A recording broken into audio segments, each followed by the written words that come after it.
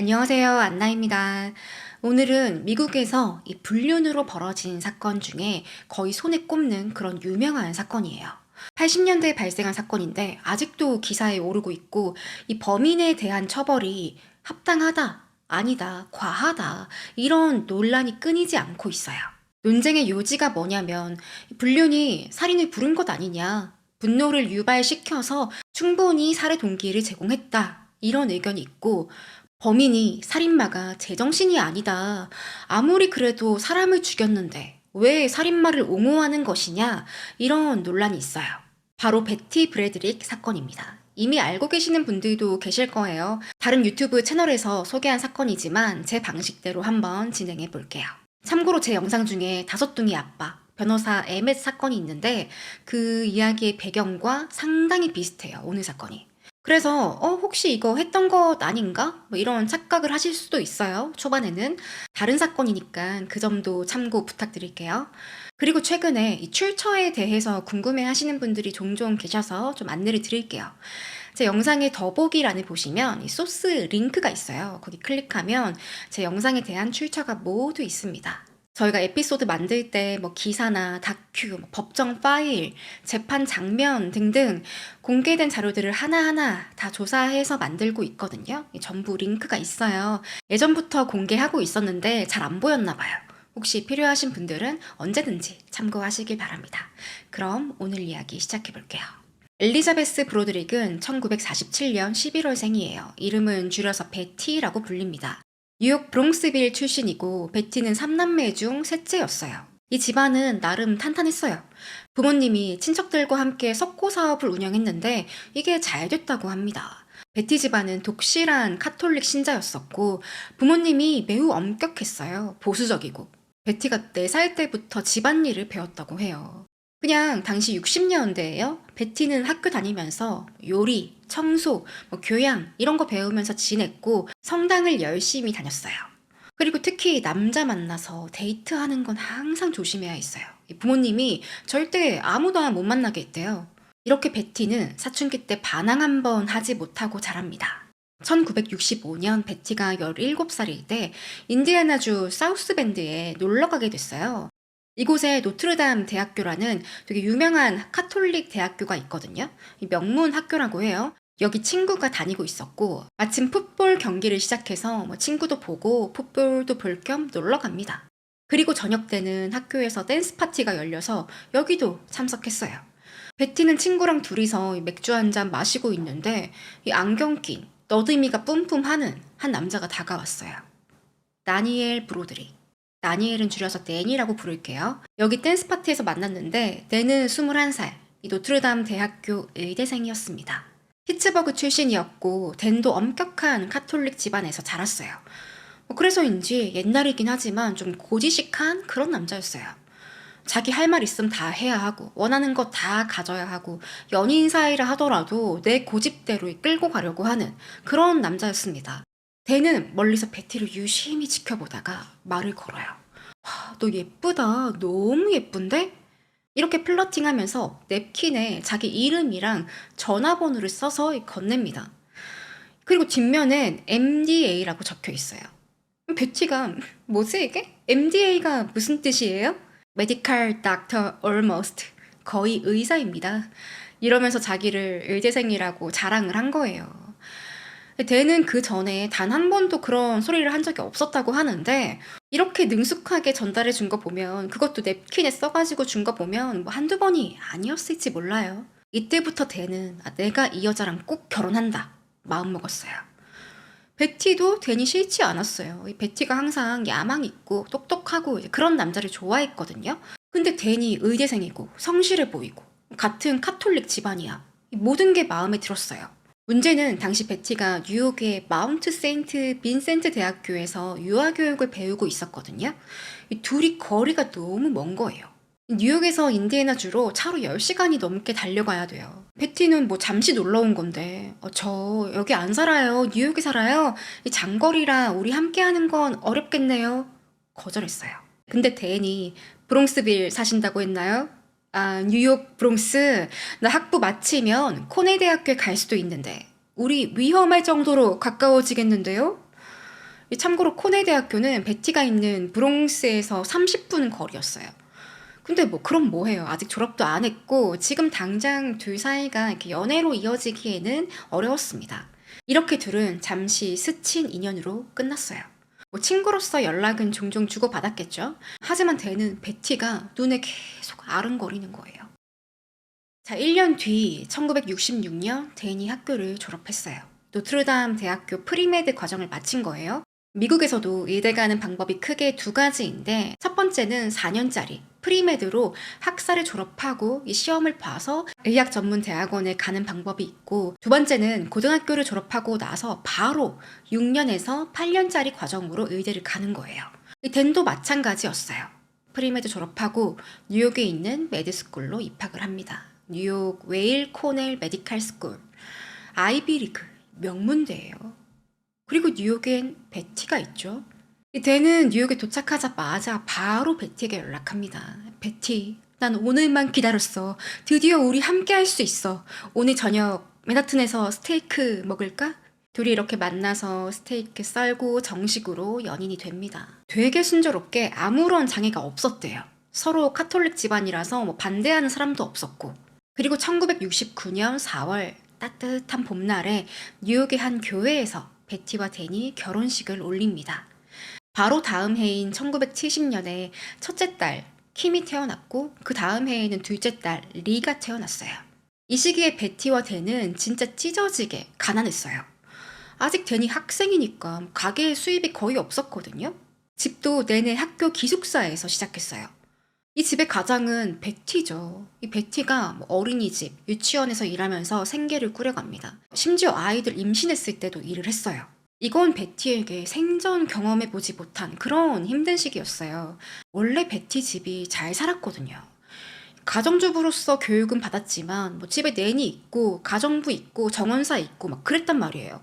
갑자기 돈도 벌고 집안일도 하고 얼마나 힘들었겠어요. 첫째 딸 킴이 태어났을 때는 이 아기 침대에 살 돈이 없어가지고 옷 개어서 넣는 서랍장 있죠. 그거 꺼내서 이불 깔고 침대처럼 만들어서 애를 재우는데 얼마나 가슴이 아팠을까요? 자, 그래도 희망이 있어요. 괜히 의사만 되면 당연히 집안 사정이 나아질 테니까 그거 하나만 생각하면서 열심히 내조합니다. 그동안 댄은 학교 수업 따라가느라 정신이 없었고 당연히 베티가 있었기 때문에 댄도 편하게 공부할 수 있었던 거예요. 얼마 뒤에 드디어 댄이 졸업을 합니다. 이 베티가 이 순간을 얼마나 기다렸겠어요. 이제 의사 사모님 소리 듣겠다 기대하고 있는데 댄이 이런 말을 꺼내요. 베티, 내가 의대 공부해보니까 변호사 자격이 있다면 더 좋을 것 같아. 나 법대 들어갈래. 베티는 뭐? 이제 와서? 왜? 그냥 의사 하면 안 되나? 댄은 나름 계획이 있었어요. 의사들 항상 소송 들어오고 정말 힘든 직업이야. 근데 보니까 그걸 해결해주는 변호인들이 돈을 더 많이 벌더라고. 그래서 말인데 나 변호사 하면 안 될까? 우리 진짜 조금만 참으면 돼. 베티는 답답한데 이 댄의 의지를 꺾을 수는 없었어요. 또 댄이 공부를 잘하니까 이 못해서 빌빌대고 삼수사수 하면서 이 돈만 축내고 있으면 말리기라도 할 텐데 댄은 열심히 했거든요. 베티가 조금만 몇 년만 더 고생하면 훨씬 더 풍족한 생활을 할 수 있는 거예요. 결국에 오케이 동의했고 댄은 무려 하버드 로스쿨에 입학을 합니다. 하버드 대학이 있는 보스턴으로 이사를 가요.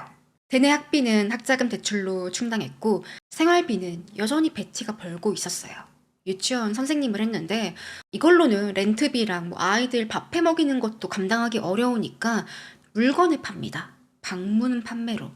터퍼웨어라는 주방용품을 판매했는데 어릴 때 엄마나 할머니가 이 밀폐용기 보고서 이 타파라고 불렀거든요. 그게 바로 이 터퍼웨어 브랜드를 말하는 거였어요. 요즘 같으면 락앤락 같은 거죠. 그리고 에이븐이라는 화장품도 열심히 팔아요. 그 정도로 돈이 급했고 하루하루 먹고 살기 힘든 지경이었어요. 그래도 베티는 자기가 할 수 있는 최선을 다합니다. 이 가족에 대한 책임감이 컸던 거죠. 1973년 드디어 댄이 하버드 로스쿨을 졸업했어요. 그의 나이 29살에 변호사 자격과 의사 학위를 동시에 가진 거예요. 베티가 졸업식에서 얼마나 기뻤을까요? 댄은 이젠 더 이상 학교 다닐 마음이 없었나 봐요. 졸업하고 직장을 구하는데 이런 의대 전문 학위가 있는 변호사는 로펌에서 돈을 막 퍼주고 데려간대요. 지금도 그럴 것 같은데 당시에는 이 변호사 시장에서 손에 꼽히는 인재였다고 합니다. 의대와 법 공부를 모두 마친 학생. 댄은 졸업하자마자 당시 캘리포니아 샌디에이고에서 가장 큰 로펌의 제의를 받았어요. 댄은 이곳에서 의료사고 전문 변호를 담당합니다. 댄의 가족은 미국 동부에서 서부 제일 끝 샌디에이고로 이주했어요. 이제 베티는 일할 필요가 없었죠. 집에서 아이들 케어하면서 지냈고 1976년에 아들 나니엘이 태어납니다. 첫째 아들이라고 아빠랑 똑같이 이름을 지었어요. 3년 뒤엔 막내 아들 레트도 태어났어요. 또 원래 아들이 한 명 더 있었다고 하는데 안타깝게도 태어난 지 나흘 만에 죽었어요. 이런 힘든 일을 겪으면서 이 가족은 더 단단해졌고 샌디에고에서 아주 만족스러운 생활을 시작합니다. 처음엔 집 없이 렌트로 시작했는데 댄이 돈을 잘 버니까 금방 일어났어요. 라호야라는 부촌에 방 5개짜리 집도 샀습니다. 여기가 엄청 부자 마을이래요. 이제 댄의 가족은 전형적인 부자 가족의 표본이었어요. 아빠는 돈 잘 버는 변호사에 샌디에고에서 제일 비싼 컨트리 클럽에 가입도 하고 그동안 못했던 가족 여행도 다니고 아이들에게 좋은 거 먹이고 입히고 사립학교에 보내고 이렇게 베티의 가족은 인생에서 가장 행복한 시간을 보냈어요. 표면적으로는 말이죠. 댄이 변호사로서 잘 나가면 잘 나갈수록 베티는 점점 외로움을 느껴요. 일단 아이가 넷이나 되는데 육아를 혼자 다 하는 거예요. 그럴 수밖에 없는 게 댄이 너무 바빠요. 일 때문에 바쁘기도 하지만 변호사, 의사, 이런 클라이언트들, 엮인 사람들과 사교 모임에 자주 가다 보니 집에서 저녁 먹을 시간이 별로 없었고 술을 먹는 일도 많았습니다. 그래서 집에 오는 시간도 불규칙적이야. 거의 자정이 넘어서 들어와요. 일을 많이 하니까 그만큼 벌이는 좋은데 베티는 내가 이런 삶을 원한 건 아닌데 힘들다고 느끼고 있었어요. 그러자 베티의 성격이 점점 폭력적으로 변해갑니다. 이 댄이 저녁에 일찍 오는 날이 없으니까 베티는 밤마다 막 씩씩거리면서 남편이 언제 오나 두고 보자 새벽까지 기다리고 이때 댄이 집에 막 어기적 들어오면 또 싸우는 거예요.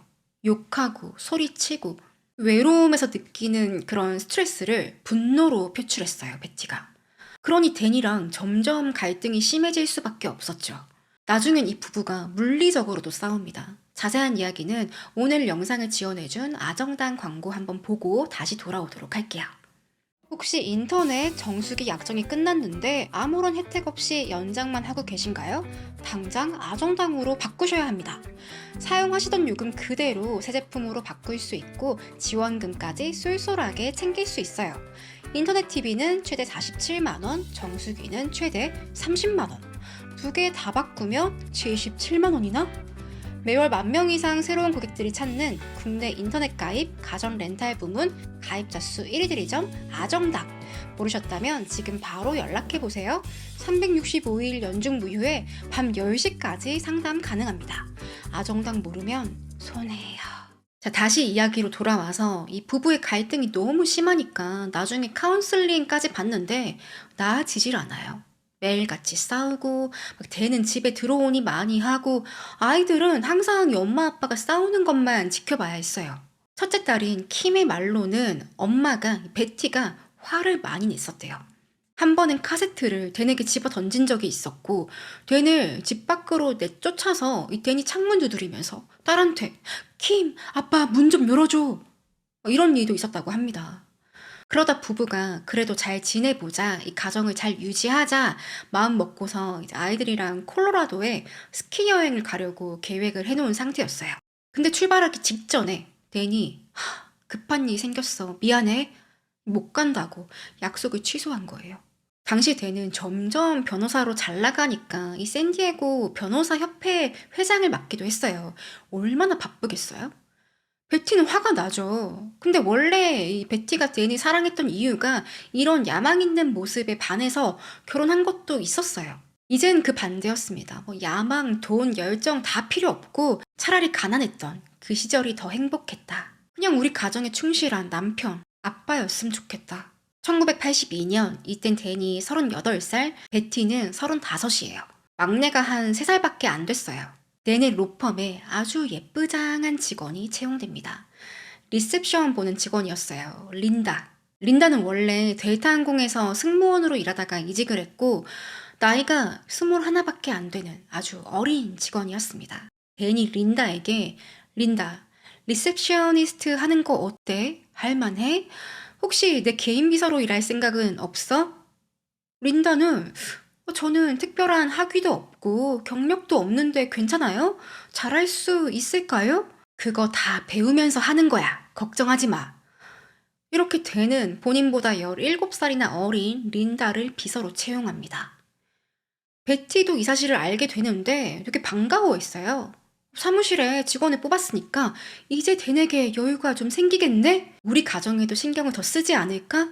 하지만 베티가 린다를 한번 만나고 느낌이 딱 왔어요. 먼저 린다의 모습이 그 생김새가 베티의 20대 초반이랑 너무 비슷한 거예요.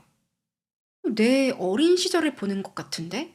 나는 이제 30대 중반이고 사회도 치고 집에서 아이들 돌보다 보니 경력도 단절됐는데 린다가 딱 자신이 어렸을 때 그 열정 넘치던 모습인 거예요. 베티의 나이 어린 버전이 린다였습니다. 둘이 자매 아니야? 싶을 정도로 이미지가 비슷했어요. 바로 촉이 왔죠. 댄이 린다와 바람났구만. 바로 댄에게 아니 저 어린애를 왜 비서로 쓰는 거야? 둘이 무슨 사이야? 댄은 펄펄 뛰면서 아니라고. 회사 직원을 뭘로 보는 거야? 여긴 일하는 곳이야. 강력하게 부인했어요. 하지만 여자 직감이 괜히 있는 게 아니죠. 이 댄과 린다 사이는 빠르게 소문났어요. 댄의 친구들이나 로펌에서도 알만한 사람들은 다 알고 있었어요. 언제 뭐 다운타운에서 둘이 손잡고 있더라? 레스토랑에서 같이 스테이크 써는 거 봤어. 이미 둘 사이는 공공연한 비밀이었습니다. 둘만 아니라고 잡아떼는 거예요. 당연히 베티도 눈치를 챘죠. 근데도 댄은 끝까지 아니라고. 베티, 너는 우리 아이들의 엄마야. 난 널 사랑해. 내가 바람핀다고? 그건 네가 미친 생각을 하는 거야. 얼마 뒤 댄의 39번째 생일이었어요. 베티는 댄이 워낙 바쁘니까 점심이나 같이 먹어야겠다. 서프라이즈로 댄의 사무실을 찾아갑니다. 새 원피스 입고 예쁘게 최대한 젊어 보이는 모습으로 샴페인, 케이크, 장미꽃다발 들고서 갔어요. 근데 과연 점심만 먹으려고 했을까요? 솔직히 베티가 그 사무실에서 이 남편이 어린 비서 린다랑 어떻게 일하나 그 분위기를 눈으로 직접 보려고 한 것 아닐까요? 베티는 댄의 사무실에 도착했어요. 직원들은 수근수근 눈치 보면서 웬일이야? 일부러 온 거 아니야? 베티가 댄의 방문을 열었는데 아무도 없었어요. 그 옆에서 다른 직원이 댄 아까 11시에 나갔어요. 어디 갔나요? 잘 모르겠어요. 근데 린다랑 같이 나갔어요. 린다 아시죠? 린다. 베티는 기다릴게요. 내내 방에서 기다리는데 이미 한바탕 파티를 한 건지 풍선이랑 케이크, 생일 모자, 와인병이 있었고 냉장고에는 샴페인, 다 비싼 그 수입산 샴페인들로 가득했어요. 그리고 린다의 책상 위에 액자가 하나 있는데 젊은 시절에 낸 모습. 아니 직장 상사의 사진을 책상 위에 왜 두는 거예요? 베티는 이제 감이 왔죠. 이것들 한번 보자. 한 오후 5시까지 기다리는데 이들이 안 돌아왔어요. 베티는 너무 열받아서 집에 오자마자 이 댄의 옷을 다 끄집어내고 뒷마당으로 들고 갑니다. 거긴 바베큐가 있었어요. 큰 그릴인데 거기다가 옷을 집어 던지고 다 태워버렸어요. 이 분노를 주체할 수 없었나 봐요. 이 광경은 아이들도 다 보고 있었어요. 엄마가 머리 끝까지 화가 나서 막 불 붙이고 그러니까. 나중에 댄이 집에 왔는데 베티는 이제 화가 나 있었죠. 당신, 린다랑 무슨 사이야? 점심을 하루 종일 먹어? 린다랑 단둘이 간 거 아니야. 다른 직원도 둘이나 있었어. 밥 먹고 우리 법원에 갔다 왔어. 베티는 당장 나가라고 소리 지릅니다. 당신 이제 옷도 없으니까 알몸으로 나가. 내쫓았어요. 근데 댄은 못 나간다. 나는 가정을 지키겠다. 집 안으로 들어왔어요. 그리고 댄은 나중에 베티가 자기 사무실에서 봤던 그 광경을 다 부인합니다. 고급 샴페인도 없었고 린다 책상 위에 자기 사진도 없었다. 그건 베티가 다 지어낸 것이다. 부인했어요. 이 당시 부부 사이가 아슬아슬했어요. 첫째 딸 킴이 나이가 좀 있으니까 나중에 인터뷰를 많이 하거든요. 솔직히 엄마가 사소한 것에 과민 반응했다. 뭐 예를 들면 데니 선물 하나를 사와도 이거 내가 사오라고 한 거 아니잖아. 불같이 화를 내고 그랬대요. 그래서 킴이 봤을 땐 엄마 아빠가 싸우는 원인이 엄마, 이 베티 때문이다 말합니다. 부부의 관계는 점점 악화되었고 1985년 2월에 데니랑 베티는 별거를 하게 됐어요. 이날도 어김없이 싸움을 하다가 이 베티가 당장 나가라고 내쫓아버립니다. 이때 무슨 일이 있었냐면 가족끼리 크리스마스 파티를 여는데 이 데니 베티에게 선물을 했대요. 반지를 짠 하고 줬는데 베티가 반지 상자 열더니 댄, 이거 내가 사오라고 한 거 아니잖아. 도대체 생각은 하고 사는 거야? 엄청 화를 냈대요. 이 일로 대판 싸우고 베티가 댄에게 당장 나가라고 내쫓아버립니다. 이 베티는 부부싸움을 하면 나가라, 이혼하자 이 말을 밥 먹듯이 했대요. 댄은 뭐 그냥 넘어갔는데 이번엔 나도 못 참겠다. 집을 나와버려요. 원래 이 가족은 라호야라는 그 부촌에 집이 있었거든요. 근데 이 집에 문제가 좀 생겨서 수리를 하고 있었어요. 그래서 다른 하우스를 렌트해서 살고 있었고 원래의 집, 여긴 수리가 거의 1년 만에 끝나가고 있었습니다. 댄은 나도 이제 못 참겠다. 진짜 나가버렸고 이 혼자서 라호야에 있는 수리가 다 되어가는 집, 이 집으로 돌아왔어요. 베티랑 아이들은 렌트한 하우스에 살고 있었고 이렇게 부부가 별거 하게 된 거예요. 이 모습을 보고 베티는 저거 봐라. 깨끗하게 고쳐놓은 집에서 린다랑 같이 살려고 하는구만. 이혼하자, 이혼해. 본인이 댄에게 나가라고 했지만 뭐 그렇다고 진짜 나간 댄을 원망했어요. 근데 지인들 말로는 베티가 좀 진심으로 이혼을 원한 건 아니고 조금 성격이 욱해서 홧김에 그런 말을 했다고 합니다. 사실 마음 한편으로는 댄이 따뜻한 가정적인 남편으로 돌아오길 바랬어요. 그래서 베티가 어떤 일을 저지르냐, 이 아이들을 한 명씩 댄의 집 문 앞에 두고 오는 거예요. 당신 아이들 키우는 게 얼마나 힘든지 한번 겪어봐. 뭐 이런 마음도 있었을 테고 나 혼자 낳은 아이들도 아닌데 너도 책임을 져야지. 이 아이들을 좀 이용하려고 했던 것 같아요. 제일 처음에 첫째 딸 킴부터 아빠 집, 댄의 집에 혼자 내려주고 베티는 차를 타고 가버립니다. 아직 킴이 미성년자일 때예요. 당시 집에는 댄이 없었는데 이 아이가 혼자서 아빠를 기다리고 있으니까 댄이 헐레벌떡 집으로 왔어요. 이렇게 킴은 아빠랑 살게 됩니다. 이 시기에 이 집 공사가 끝나긴 했는데 정리가 잘 안 되어 있고 어수선했어요. 가구도 별로 없었대요. 여기서 둘이 지낸 거예요. 이후에 베티는 셋째 아들 댄, 그 다음엔 딸 리, 막내 레트까지 다 집 앞에 내려두고 혼자 가버렸어요. 댄은 좋다. 나 아이들 정말 사랑하는데 키울 능력이 안 되는 것도 아니고 낸이 써가면서 다 케어합니다. 나중에 베티가 이 아이들을 댄의 집 앞에 두고 온 이 일이 양육권 싸움에서 베티에게 불리하게 됐어요. 이때 아이들도 상처를 많이 받았을 거예요. 이건 베티가 잘못 판단한 거죠. 1985년 6월 부부가 별거를 시작하고 원래 이제 부부가 살고 있었던 수리를 다 마친 그 집에서 아이들 넷과 댄이 살고 있었어요. 이때부터 베티는 미쳐 날뜁니다.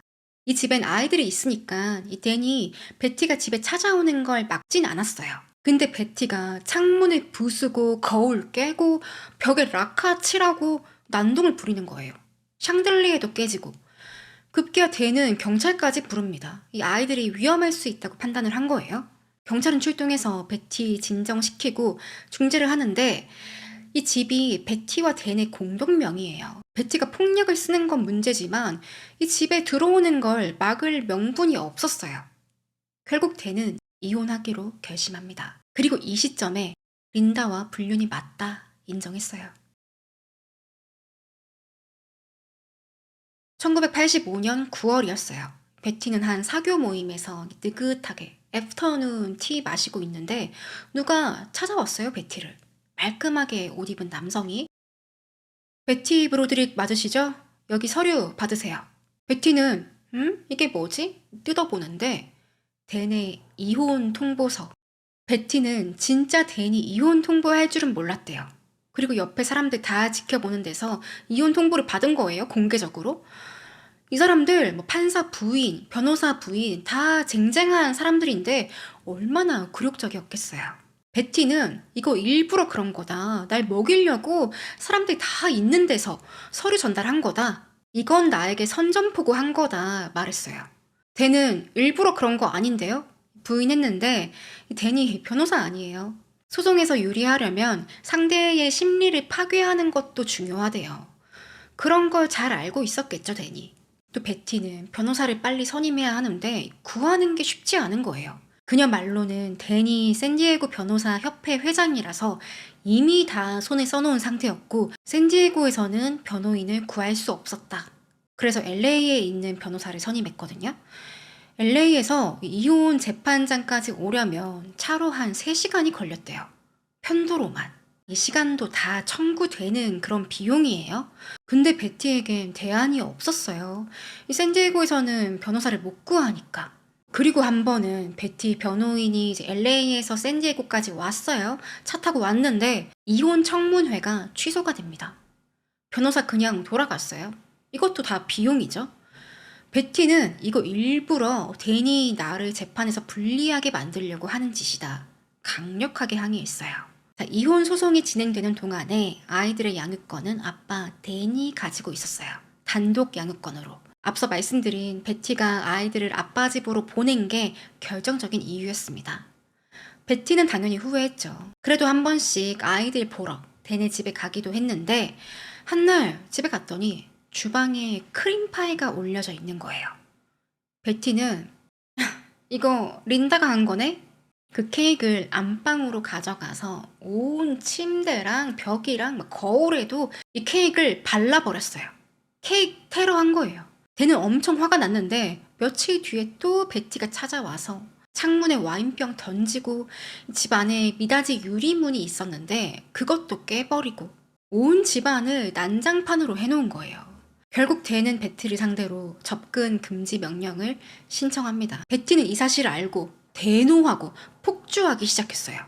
이제 이 둘의 이혼 소송은 치열했습니다. 1986년 2월에 이 베티를 한 번 더 미치게 하는 사건이 터져요. 댄과 아이들이 살고 있던 집, 그 집이 부부의 공동명의였어요. 이 집을 댄이 베티 몰래 팔아버린 거예요. 공동명의인데 이게 가능한가 싶지만 사실 원래 둘이 이혼 소송 중에 공동명의 되어 있는 이 집을 팔고서 재산 분할을 하려고 했어요. 근데 베티는 이 댄이 팔려고 한 금액이 마음에 안 드는 거예요. 또 이걸로 엄청 싸워요. 결국 댄이 자기랑 친했던 판사를 설득합니다. 베티가 너무 터무니없이 높은 금액을 불러서 이 집을 팔 수가 없다. 이거 처분해야 하는데 이거 좀 도와달라. 결국 판사는 댄의 손을 들어줬어요. 베티 동의 없이 댄이 임의로 집을 처분하는데 승인해 준 거예요. 아무래도 같은 법조계에 있으니까 좀 수월했을 것 같긴 해요. 베티는 감히 내 허락 없이 집을 팔았어? 막 눈이 뒤집혔어요. 댄, 네가 변호사 그냥 된 줄 알아? 내가 너 로스쿨 다닐 때 화장품 팔고 주방용품 팔면서 뒷바라지 다 해주고 지금 잘 나가는 변호사로 만들었는데 그 돈으로 산 집을 어떻게 독단적으로 팔 수 있어? 댄이 평소에 가게 운영을 직접 했거든요. 베티는 댄의 신용카드 쓰고 생활비 받고 있었고 그래서 뭐 현금, 주식 대부분의 재산이 다 댄 앞으로 되어 있었어요. 이 집이 유일하게 베티의 이름이 들어간 건데 그걸 팔아버리니까 폭발한 거예요. 베티는 차를 끌고 댄의 새로운 집으로 찾아갑니다. 바로 현관문으로 돌진, 들이박았어요. 이 집에는 아이들도 있었어요. 댄은 이 여자가 이제 미쳤구나. 이 차문을 열고 안에 있는 베티를 꺼내려고 하는데 베티가 차 바닥으로 손을 뻗더니 칼, 정육점에서 고기 썰 때 쓰는 그런 큰 칼을 잡은 거예요. 댄은 깜짝 놀라서 바로 제지하고 경찰에 신고합니다. 이 일로 베티는 기물파손죄와 접근 금지 명령을 어긴 죄로 체포됐어요. 근데 감옥이 아니라 3일 동안 건강정신병원에 입원했어요. 아마 그동안 베티가 심적으로 아슬아슬했는데 이 시점에는 제정신이 아니었던 거예요. 이혼 소송도 힘들지, 남편이 불륜 저지른 것에 그런 배신감, 아이들도 못 보지, 댄이 공동명의 집도 팔았어. 베티는 나 더 이상 잃을 게 없다. 내가 얼마나 무서운지 보여주겠다. 이런 생각을 했던 것 아닐까요? 86년 7월에 댄과 베티의 이혼이 마무리됐어요. 댄이 네 아이들에 대한 단독 양육권을 가지게 됐고 법정에서는 댄이 베티에게 생활비, 위자료 명목으로 월 9,000불을 지급해라 명령합니다. 이 적은 금액은 아니죠. 근데 그만큼 댄이 돈을 잘 벌었다는 뜻이에요. 1년에 1밀리언, 13억 정도의 연봉을 받는 변호사였습니다. 그것도 90년대에 한 달에 1억 넘게 벌고 있었어요. 이렇게 이혼이 마무리가 됩니다. 이제 베티에겐 새로운 남자친구도 있었어요. 5살 연하 브래드 화이트. 당시 그의 나이는 36이었고 샌디에고 출신이었어요. 그 야외에 울타리 있죠. 펜스 설치하는 회사에 다니고 있었어요. 되게 나이스한 남자였고 베티가 그동안 외로워하고 힘들었는데 이 브래드는 이런 베티의 공허함을 채워주는 그런 남자였습니다. 베티는 이 남자친구를 댄에게 소개시켜주기도 하고 댄의 친구들과도 함께 본 적도 있었어요. 이제 좀 아픔을 잊고 베티가 새로운 남자친구 브랜드랑 잘 지내나 보다 했어요. 하지만 그것도 잠시였습니다. 이 베티가 브래드를 만날 때는 좀 괜찮아 보이다가도 댄과 린다, 나중에 둘이 공개 연애를 하거든요. 거의 댄의 집에서 같이 살아요. 이때 베티는 억울하고 분노하면서 입에 담을 수 없는 욕을 했어요. 베티가 댄의 집에 전화를 걸어요. 그럼 댄이 안 받는데 음성 메시지로 넘어가게 두는 거예요. 그럼 베티는 거기다 대고 욕을 한 거예요. 니네들 가만두지 않겠다. 이 더러운 것들. 특히 린다에게 여성을 비하하는 그런 욕들을 잔뜩 합니다. 근데 댄이 왜 전화를 안 받았을까요? 이 음성 메시지 녹음되니까. 베티가 하는 말을 다 녹음하고 있었고 나중에 판사에게 들려주고 나 위협받고 있다 도와달라고 요청했어요. 그래서 법원이 명령을 내리는데 베티가 댄과 린다에게 욕을 하면 그 단어 한 번 내뱉을 때마다 $100 벌금 뿐만 아니라 베티가 댄의 집에 발을 디딜 때 250불, 집 안으로 아예 들어오면 500불 이런 식으로 벌금을 매겼어요. 이 벌금은 매달 정산해서 댄이 베티에게 지급해야 하는 위자료 있죠? 매월 9,000불 여기서 차감합니다. 그러니 댄은 계속해. 너가 그럴수록 내 돈이 굳는 거야. 베티의 화가 얼마나 치밀어 올랐을까요? 이 상황에서 위자료 때문에 할 말을 못하는 게 더 짜증났어요. 그래서 나중엔 벌금 무시하고 더 심하게 욕을 합니다. 어떤 날은 오히려 위자료가 마이너스인 거예요. 마이너스 600만 원. 이 일로 댄이 이번 달 위자료 없어. 너 오히려 나한테 돈을 줘야 돼. 베티는 막 더 화가 납니다. 그리고는 아이들에게 뭐라고 했나 봐요. 한 날 댄이 베티에게 편지를 보내왔어요. 당신이 이 편지 읽고서 분명 충동적인 행동을 할 걸 알아. 당신 아이들 앞에서 내가 이번 달 위자료 보류하면 날 죽이고 우리 집에 벽돌 하나 안 남도록 만든다고 했지? 내가 경고하는데 그만해. 아이들에게 헛소리 하지 마. 베티가 남편이랑 린다에게 욕하는 게 안 먹히니까 이 아이들에게 아빠를 욕하고 아빠 죽여버릴 거라고 말했던 거예요. 그리고 린다에게도 계속 막 입에 담을 수 없는 말을 합니다. 근데 베티만 린다를 괴롭힌 게 아니에요. 한날 베티는 우편을 받았는데 린다에게서 온 거예요. 열어봤더니 살 빼는 거 도와주는 제품, 주름살 없애는 크림 이런 걸 광고하는 전단지가 있었어요. 얼마나 어이없었겠어요, 베티가? 또 댄의 집에 베티가 결혼할 때 사왔던 도자기 세트가 있었거든요. 그거 돌려달라고 린다에게 얘기했는데 린다가 거절했어요. 안 준다고. 그러니 베티의 분노가 식을 수가 없었죠. 서로의 사이가 점점 더 악순환이었습니다. 1989년 샌디에고 지역 신문에 한 기사가 실립니다. 댄과 린다의 약혼.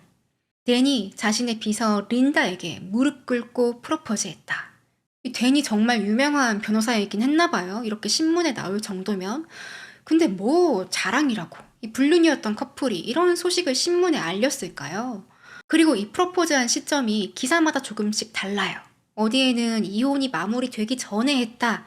아니다. 이혼하고 나서 프로포즈했다. 어쨌든 불륜을 한 건 사실이에요. 공개적으로 프로포즈했고. 이 시점에 베티는 총을 하나 장만했어요. 38 리볼버. 그리고 경찰들이 이용하는 사격장에 가서 연습도 하는데요. 이 연습장에 신분을 밝히고 등록을 해야 할 거 아니에요? 근데 자기 이름 숨기고 가명으로 등록합니다. 왜 그랬을까요? 이때도 베티는 여전히 댄의 집에 전화해서 욕하고 음성 메시지 남기고 있었거든요. 날 화나게 하면 죽여버릴 거야. 협박도 하고 있었어요. 그런데 모순되게도 이 베티는 남편이랑 재혼하고 싶었대요. 다시 예전으로 돌아가고 싶다고. 그래서 총을 샀다고 합니다. 얼마 뒤 89년 4월 댄과 린다는 결혼했어요. 내 아이들의 환영을 받으면서 집 뒷마당에서 결혼식을 올립니다. 참고로 이 집 잠깐 보여드리면 이 방이 5개인데 화장실이 6개예요. 수영장 당연히 있고 뒷마당이 무슨 테니스 코트 같아요.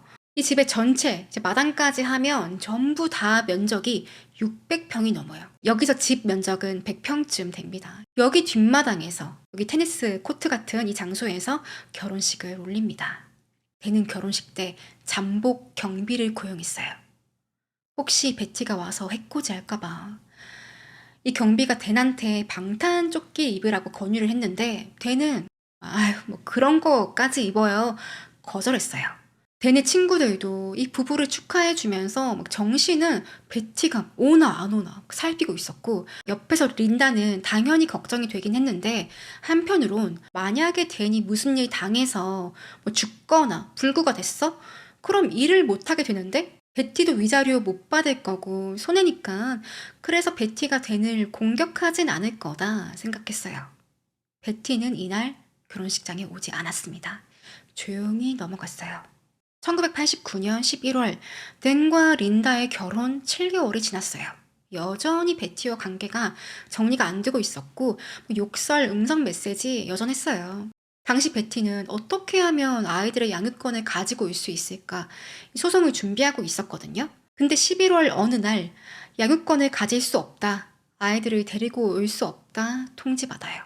게다가 댄이 너 전화기에다가 욕하는 거 모욕죄로 고소할 거야? 위협했어요. 베티는 이제 절망적이었습니다. 지금 몇 년 동안 계속 댄과 린다랑 이렇게 갈등해오고 있었고 뭐 하나 원하는 대로 되는 게 없었어요. 내가 잘못한 게 있다면 댄이 학생일 때 열심히 뒷바라지해서 잘난 변호사 만들어준 거다.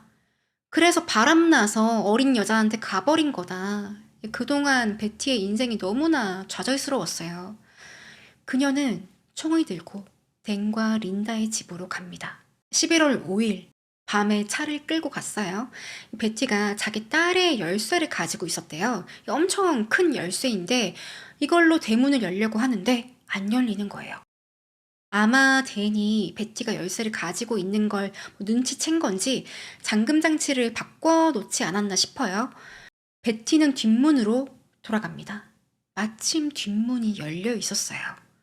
문을 조용히 열고 들어가서 댄과 린다가 자고 있는 침실 문을 열었어요. 이때 누군가 경찰에 신고해! 하는 말이 들렸고 베티는 안 돼! 하면서 한 발을 쏩니다. 이 총알은 침대 옆에 협탁에 맞았고요. 이 순간 댄이 바로 전화기로 손을 뻗었는데 이때 또 총알이 하나 발사됩니다. 이것도 비껴갔어요. 그리고 베티가 곧바로 전화기로 달려가서 전화기를 낚아채고 집어 던지고요. 선을 아예 뽑았어요.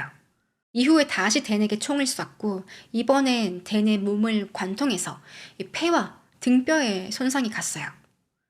이윽고 탁탁 남은 2발의 총알을 린다에게 쏴버립니다. 린다는 목이랑 가슴에 총을 맞고 그대로 즉사했어요.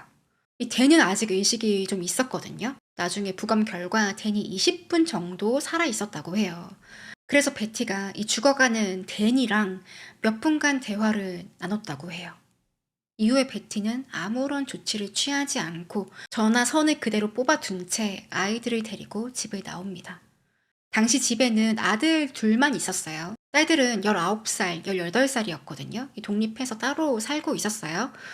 베티는 둘째 딸 리에게 제일 먼저 연락했어요. 엄마가 사람을 죽인 것 같아. 제정신이 아니었어. 린다랑 댄 지금 죽어 있을 거야. 리는 엄마가 갑자기 이런 말을 하니까 911에 신고하고 지인들에게도 다 알립니다. 얼마 뒤에 경찰이 댄의 집에 도착했어요. 침실은 피로 엉망이었어요. 린다는 엎드린 채 침대에 누워 있었고, 댄은 몸이 반은 침대, 반은 바닥에 있는 상태였어요. 경찰이 유력한 용의자 베티의 집으로 바로 달려갔는데, 이 집 안에서 권총 보관함이 발견됐어요. 389경 이 베티가 사용한 총이에요. 그리고 연습장 하나가 발견됐는데 책처럼 글이 여러 장 적혀 있었고 베티가 직접 쓴 에세이였어요. 여긴 그동안 댄과 있었던 일에 대해서 쭉 적었는데 결혼하기 전, 후 자세한 갈등이 나와 있었고 이 내용은 모두 다 댄의 잘못이다. 나는 피해자다. 만약 무슨 일이 생기면 댄의 책임이다. 이 책의 마지막에 적힌 글은 내가 이 남자에게 유일하게 끼칠 수 있는 영향은 그를 죽이는 것이다. 경찰은 빨리 베티를 찾아야 했어요. 총을 가지고 있고 무슨 짓을 할지 모르니까 극단적인 선택을 할 수도 있었어요. 얼마 뒤 베티의 차가 그녀의 둘째 딸 리가 살고 있는 집의 주차장에서 발견됩니다. 근데 집 안에는 아무도 없었어요. 대신 베티의 핸드백이 있었는데 거기에 389경 총이랑 탄피가 있었어요. 유력한 증거였습니다. 샌디에고는 이 사건으로 떠들썩했어요. 댄이 워낙 유명했기 때문에 이들의 불륜, 이혼 이런 막장 스토리를 사람들이 많이 알고 있었단 말이에요. 다들 놀랐고 안타까워했고 이 샌디에고뿐만 아니라 캘리포니아주, 미국 전역으로 이 소식이 퍼집니다. 이제 사건 당일 오후가 됐어요. 베티는 걸어서 변호인과 함께 샌디에고 경찰서에 들어왔어요. 바로 2건의 1급 살인 혐의로 체포됩니다. 처음에 베티는 묵비권을 행사했어요. 아무 말도 안 했어요. 무슨 일이 있었는지. 경찰은 답답하니까 증거품 가지고서 압박을 하거든요. 증거로 총이 있었죠. 이 총을 판매한 총기상이랑 인터뷰하는데 베티를 기억하고 있었어요. 지난 4월에 7개월 전에 총을 구매한 거예요. 또 베티가 여기서 총알도 산 게 확인됐어요. 블랙 탈론스라는 총알인데 바로 댄과 린다의 몸에서 발견된 총알과 일치했습니다. 그리고 경찰들이 베티와 댄, 린다에게 어떤 일이 있었는지 금방 알 수 있었어요. 지인들 조금만 만나서 얘기하면 바로 알 수 있었고 워낙 유명 인사이기도 했고 그동안 소송하고 경찰에 신고된 것만 수두룩했어요. 경찰들이 봤을 땐 이 베티에게 너무나 명확한 살해 동기가 있는 거예요. 베티와 댄 그동안의 갈등이 살인을 부른 것이다. 경찰이 계속 증거로 압박을 하니까 베티는 기억이 안 나요. 제정신이 아니었어요. 베티가 체포되고 1년 뒤에 베티의 긴 재판이 시작되었어요. 참고로 베티는 2번 재판을 받았어요. 먼저 첫 번째 재판이 1990년 10월에 시작됐는데 베티 측 변호인, 이름은 잭이에요. 베티가 린다와 댄을 살해한 건 맞다. 총을 쏜 것 맞는데 계획한 건 아니다. 그동안 베티는 댄에게서 심리적, 육체적, 정신적인 학대를 받았습니다. 제정신이 아닌 상태에서 우발적으로 저지른 범행이에요. 또 그동안 댄과 분쟁하면서 돈도 떨어지고 양육권도 없고 혼자 있게 되면서 베티는 제정신이 아니었습니다. 이런 주장을 했는데 베티는 끝까지 아무 말 안 했어요. 기억이 없다면서 법정에서 입을 다물었고 변호인만 변론을 했어요. 담당 검사는 캐리 웨일스입니다. 캐리는 이건 무조건 1급 살인입니다. 댄은 베티를 학대한 적 없어요. 그런 일이 있었다면 당연히 경찰에 신고하고 진단서 받고 조치를 취했을 텐데 단 한 번도 베티는 그런 액션을 한 적이 없습니다. 오히려 베티가 계속해서 댄과 린다를 위협했었고 그러다 결국에 살인까지 저지른 거예요. 그러면서 그동안 베티가 욕했던 거 있죠? 댄이 전화 음성 메시지 녹음한 것들 법정에서 다 틀었어요. 여긴 댄과 린다에게 욕한 것도 있지만 이 아이들에게 말하는 것도 있었어요. 니네 아빠 죽여버린다. 그 엑스들 날 화나게 하면 가만히 있지 않을 거다.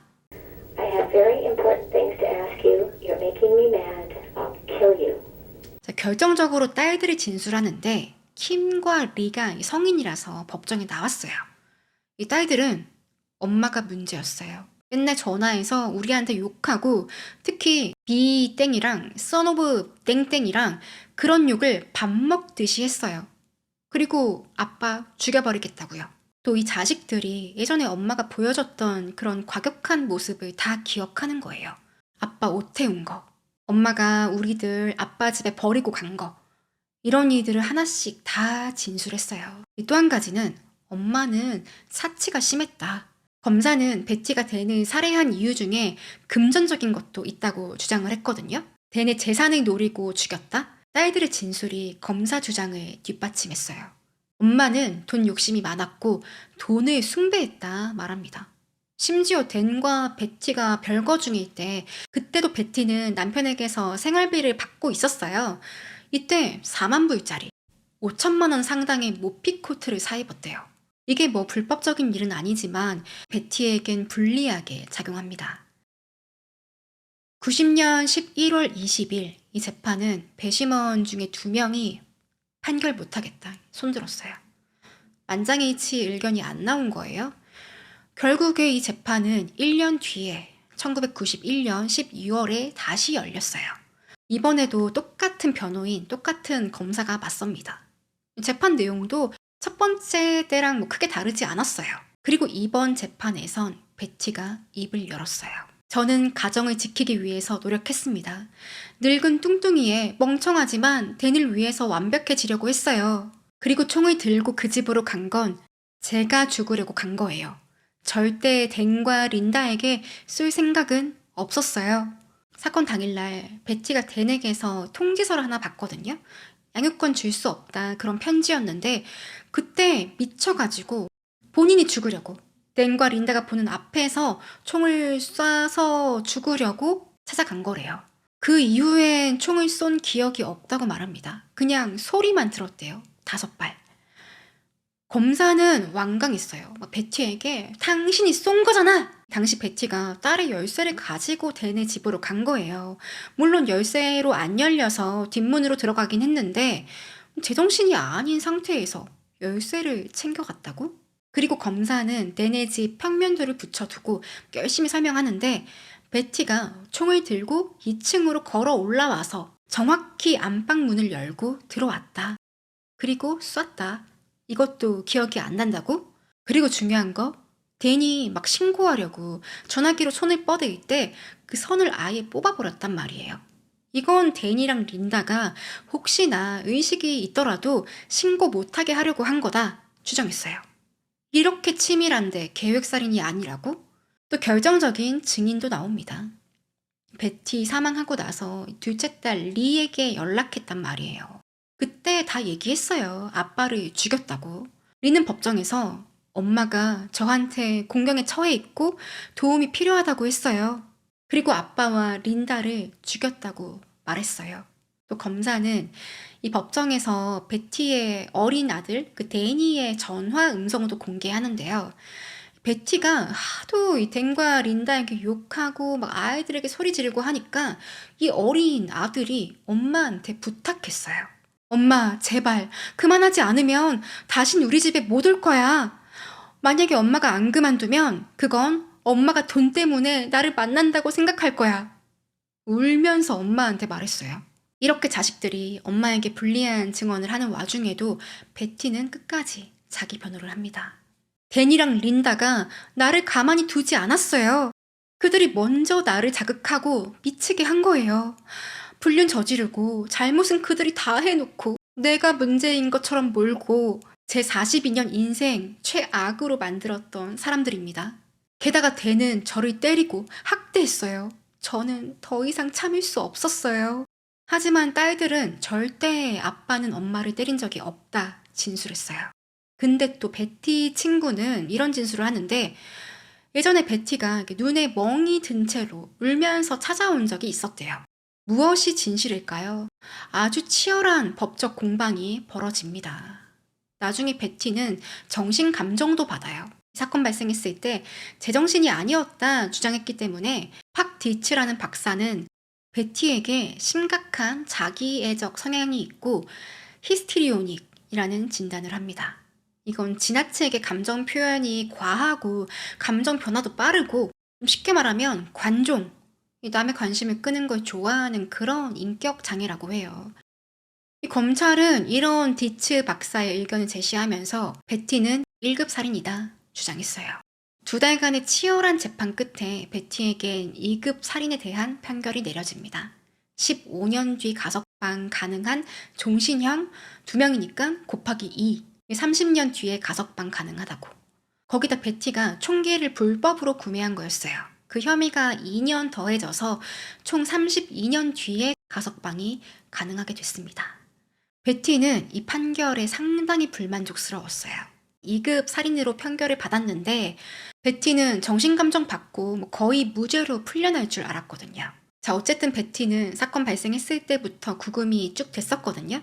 그게 89년 11월이니까 혹시나 수감생활 잘해서 지금 가석방이 되지 않았을까 싶은데 아직 캘리포니아 여자 교도소에 있어요. 2010년에 처음 베티에 대한 가석방 심사가 있었는데 베티가 전혀 반성하지 않는다고. 이후에 2011년에 다시 거부, 또 2017년에도 또 거부. 다음 가석방 심사는 2032년 1월 이후에 진행이 된다고 해요. 참고로 베티는 지금 2024년 2월 기준으로 76세입니다. 베티는 재판 전후에 여러 미디어에 TV, 잡지 가리지 않고 다 인터뷰했어요. 특히 오프라 윈프리 쇼에도 나왔는데 수감 중이니까 감옥에서 인터뷰를 합니다. 그동안 본인이 고통받았던 이야기를 쭉 해요. 얼마 뒤 같은 오프라 윈프리 쇼에 자식들도 나왔어요. 킴과 데니. 킴은 분명 엄마가 아빠와 분쟁하면서 많이 힘들었을 것이다. 그건 이해한다. 그런데 이제 다 끝났으니까 다 털어놨으면 좋겠는데 아직 그러지 못해서 안타깝다 말합니다. 그리고 아들 데니, 막 울면서 엄마한테 제발 그만하라고 했던 그 데니예요. 엄마가 아빠를 죽일 거라고 말한 건 사실입니다. 근데 전 믿지 않았어요. 또 자식들은 어릴 때 엄마가 아빠 집에 보낸 거 그런 것도 다 기억하고서 엄마 아빠는 본인들의 싸움에 우리를 이용했었다 말합니다. 베티의 스토리는 영화로 나오기도 했어요. 여러 편. 또 2020년에 여러분들 많이 아실 거예요. 넷플릭스 더티 존의 시즌2에 소재가 되어서 드라마로 나오기도 했어요. 그래서 이 베티 사건은 미국에서 상당히 유명하기도 하고 논란도 많아요. 베티가 살인을 저지른 건 당연히 잘못한 일이다. 하지만 남편이 어린 여자랑 불륜 저지르고 아이들까지 빼앗기고 그걸 겪어보지 않은 사람은 모른다. 게다가 이 남편이 어떤 남편이에요? 베티가 2잡, 3잡 해가면서 학교 졸업시켜놨더니 이렇게 배신을 때려? 그 분노는 살인을 부를 정도로 고통스러웠을 것이다.